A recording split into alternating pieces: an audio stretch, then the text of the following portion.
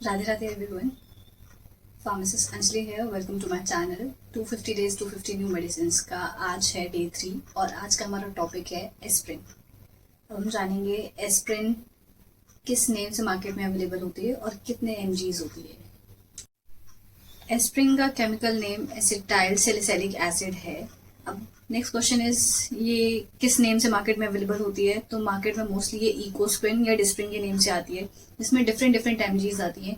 Ecosprin में 75 to 150 MG भी आता है और साथ ही साथ 300 to 600 एमजी भी आता है।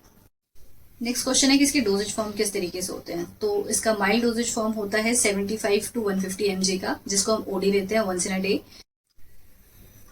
नेक्स्ट क्वेश्चन रेज होता है इसके कुछ साइड इफेक्ट्स के बारे में हम बात कर लेते हैं। अगर हम डेली का 1200 एमजी से ज्यादा इनटेक करते हैं एस्प्रिन का, बिकॉज जो मैक्सिमम एमजी उसकी क्वांटिटी जो मिलती है मार्केट में वो 600 एमजी है, वो भी हम बीडी ले रहे हैं ट्वाइस अ डे, तो टोटल एमजी हुआ 1200। अगर हम 1200 एमजी से ज्यादा लें इन अ डे तो कुछ साइड इफेक्ट्स होते हैं उसके, जिसमें से कुछ है heartburn, stomach ulcer, vomiting, nausea, itching, breathing problem and GIT bleeding भी। किन लोगों को ये नहीं लेना चाहिए? ब्रीदिंग डिसऑर्डर, जिनको सांस लेने में प्रॉब्लम होती है, ब्रीथ करने में, उन्हें नहीं लेना चाहिए। पेप्टिक अल्सर है, उनको भी नहीं लेना चाहिए ये। लिवर डिसऑर्डर जिनको है, लिवर से रिलेटेड प्रॉब्लम्स है, उनको भी ये नहीं लेना चाहिए। प्रेग्नेंट वुमेन्स को ये नहीं लेना चाहिए। अंडर 12 12 साल से कम के जो बच्चे होते हैं उनको भी ये नहीं लेना चाहिए। एंड जो प्रेगनेंसी प्लान कर रही है, प्रेग्नेंट है वुमेन, उनको भी ये नहीं लेना चाहिए।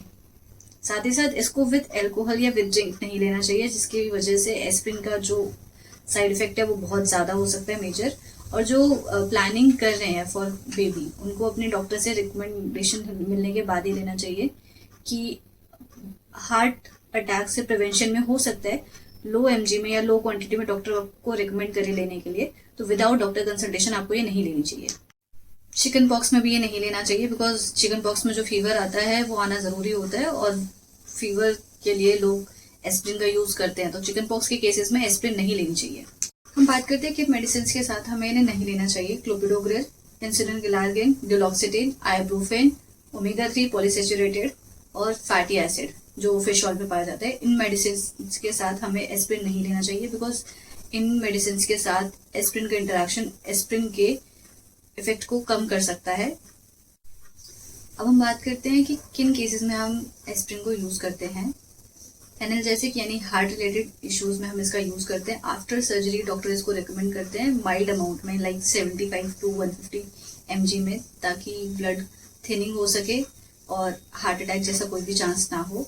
एंड थर्ड केस होता है जब किसी भी वजह से हमारे बोन्स में प्रॉब्लम है या स्वेलिंग आई है, उसको कम करने में भी हम एस्प्रिन का यूज करते हैं। और अब हम नेक्स्ट टॉपिक ये है कि ये काम कैसे करता है। एस्प्रिन हमारे बॉडी में जो ब्लड हो उसकी थिकनिंग को कम करता है, ब्लड को आपस में चिपकने से रोकता है, जिस वजह से हार्ट अटैक या हार्ट स्ट्रोक नहीं आए। इस तरीके से काम करता है और हमें प्रिवेंट करता है। माइल्ड अमाउंट में अगर हम लें 75 to 150 एमजी में, तो ये हार्ट अटैक या हार्ट स्ट्रोक को कम करता है। रेगुलर बेसिस में देखा जाता है, कुछ पेशेंट्स को रिकमेंड किया जाता है जिनको स्टेंट डली है हार्ट में, या फिर उनको कोई हार्ट अटैक आ चुका है फर्स्ट टाइम और सेकेंड टाइम, तो डॉक्टर उनको डेली बेसिस पे ये रिकमेंड करते हैं, but in low amount. Ecosprin की 75 एमजी डेली बेसिस पे वो यूज करते हैं, उनको डॉक्टर के रिकमेंडेशन के बाद ही। एंड देखा जा रहा है आजकल जो हर डॉक्टर रिकमेंड कर रहा है कि आप एक डिस्प्रिन की टैबलेट अपनी पॉकेट में रखो ताकि आपको बचाएगा हार्ट अटैक से। तो इसमें ये है कि डिस्प्रिन जो है वो उसमें एस्प्रिन का सॉल्ट होता है और लो अमाउंट में 75 एमजी या 150 एमजी हम अगर यूज कर रहे हैं तो वो वाकई में आपको हार्ट अटैक से बचाएगा इंस्टेंट यूज के लिए।